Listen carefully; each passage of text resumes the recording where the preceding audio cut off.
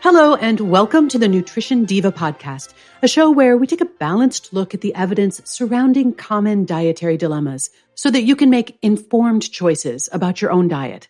I'm your host, Monica Reinagel, and today's topic was suggested by Sophie, who wrote, "What about the hormones in milk? My toddlers drink milk every day, but my friend said that hormones in milk promote growth in height and potentially of tumors also. Plus, they are hormonally active, bringing kids into puberty earlier. Is this true? Is organic any different? What are the alternatives?" Well, Sophie, it is true that cow's milk, as well as milk from other mammals like sheep or goats or even humans, contains various naturally occurring hormones. And in the case of cow's milk, that includes one called bovine somatotropin. Dairy cows are sometimes also given a synthetic version of this hormone, RBST, to boost their milk production. Organic dairy operations do not use RBST, but because all cows produce bovine somatotropin naturally, organic milk also contains this hormone.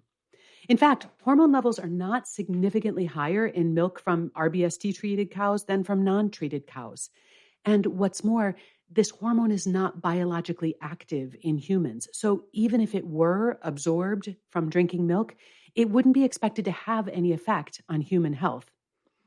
Another concern has to do with the presence of a different hormone in milk, one called IGF-1, that stands for insulin-like growth factor 1. Our bodies produce IGF-1, especially when we're kids, because it's critical to proper growth. Then when we reach adulthood and we stop growing, we stop growing taller anyway, levels of IGF-1 tend to decline, but not to zero. This hormone continues to play an important role throughout our life, helping to preserve bone and muscle tissue, for example. Now, growth, of course, is a double-edged sword. We want to promote the growth of bones and muscles, but we certainly don't want to promote the growth of cancer cells or tumors. There is some epidemiological evidence that shows an association between higher IGF levels in the blood and higher cancer risks in adults. But subsequent studies have failed to confirm these reports or have found weaker relationships. Even so, though, it is only a correlation. But with that in mind, let's consider how drinking milk might affect your IGF levels. Some studies show that adults who drink a lot of milk have slightly higher levels of IGF-1 in their blood than people who drink no milk at all. However, we see the same effect in people who drink soy milk. In fact, the amount of protein that you take in, whether from dairy, soy, or other sources, has a more direct effect on your IGF levels than dairy intake. And as I mentioned before, the link between those higher IGF levels and your cancer risk is murky at best. Some studies have found that breast cancer risk is actually lower in moderate milk consumers than in those who drink no milk. Frankly, in terms of cancer risk factors, milk consumption ranks pretty low on the list, far behind things like excessive body weight or alcohol consumption. But getting back to Sophie's toddlers, could drinking milk be related to early puberty? Kids do seem to be going through puberty earlier and earlier, and that has a lot of people concerned. One suspected culprit in early puberty is environmental contaminants, such as these forever chemicals that we've been hearing so much about lately. Unfortunately, there's not a whole lot we can do as individuals to avoid exposure to these chemicals. Of those factors that we actually can exercise some control over, the two that appear to have the biggest effect on the risk of early puberty in boys anyway are being overweight or obese, which increases the risk, and physical activity, which decreases the risks of early puberty in boys. For girls, there have been some observational studies, mainly from Western countries, suggesting that breastfeeding was linked to a slightly later onset of menstruation, whereas higher milk consumption was linked with earlier onset.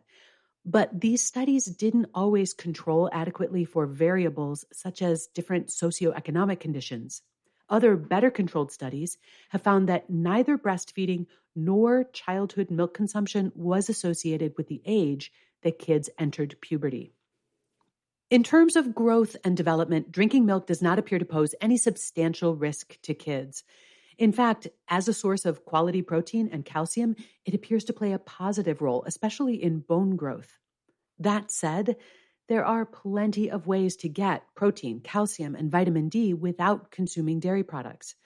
For those who prefer to avoid cow's milk for whatever reason, you can buy non-dairy alternatives made from soy, rice, almond, oat, coconut, peas, or hemp, and each of these has its advantages. Soy and pea milk are the highest in protein, providing between 8 and 11 grams of protein per cup, and that's comparable to cow's milk. Legumes such as soybeans and yellow peas are also a relatively complete source of protein, although not quite as complete as dairy. Hemp, flax, and walnut milk are all good sources of omega-3 fats, and that's a nutrient that's often lacking in the Western diet. If your diet does not include any fish, that could be a way to fill some of that gap. If you're counting calories, almond milk tends to be quite a bit lower in calories and sugar than most of the other non-dairy milks. It's also fairly low in protein. But don't expect the same benefits that you'd get from eating almonds, because virtually all of the fiber and the heart-healthy monounsaturated fats that make almonds so healthy have been removed. Rice milk is the one that you're least likely to be allergic to. However, it's also the lowest in protein, and it tends to be higher in sugar and calories. Oat milk is another newer entry into the non-dairy field. People tend to like its creamy texture, especially in coffee. And it's also a more sustainable option than nut or rice-based milk. Another plus is a small amount of fiber. We're only talking 1 or 2 grams per serving, but oat fiber does have some unique benefits in terms of lowering blood cholesterol and blood sugar levels. Plain unsweetened coconut milk is very low in calories and carbohydrates, with only about half as many calories as skim milk. However, coconut milk contains no protein and is often described as being kind of watery and tasteless. Now, I want to point out that no non-dairy milk is appropriate for use as a baby formula. But once kids are eating table foods, any of the non-dairy options would be fine. Obviously, you'll want to avoid any ingredients that your child is allergic to, such as soy or nuts. But a soy or pea-based beverage is going to provide the most protein for those growing bodies. And a brand that's fortified with calcium and vitamin D is going to help build strong bones. So to recap, there's no concrete evidence that milk hormones pose a threat to kids. And dairy does have its nutritional advantages, but it's not irreplaceable, and there are many available alternatives. I know it can be a little frustrating that nutritional dilemmas like this so often don't have a clear-cut, definitive answer. So often, the research is inconclusive or even contradictory. And there are so many factors that we have to weigh and consider, including things like convenience, cost, and preference. At the end of the day, there's really no diet that is going to guarantee optimal health because our health is impacted by so many things besides diet. But I hope that an objective look at what is and isn't known and the relative impact of the different factors that you're considering helps you feel more confident about the food choices that you make for yourself and also for your family. If you have a question you'd like me to answer, you can email me at nutrition@quickanddirtytips.com. You can also leave me a voicemail at 443-961-6206. I also wanted to mention one more time a special program that I'm offering with registered dietitian and self-compassion expert Cassie Christopher this October. It focuses on body image, repair, and resilience. And Cassie and I are so excited about this collaboration and this work. If you'd like to hear more about what led us to this topic, you can check out our recent conversation on the Change Academy podcast. And there's also more information about the program itself at wayless.life/body. Nutrition Diva is a Quick and Dirty Tips podcast, and I'm supported by a fantastic team, which includes our director of podcasts, Adam Cecil, my audio engineer, Nathan Sems, Davina Tomlin, who runs our marketing and publicity, Holly Hutchins, our digital operations specialist, Morgan Christensen, our podcast operations and advertising specialist. Thanks to all of them, and thanks to you for listening.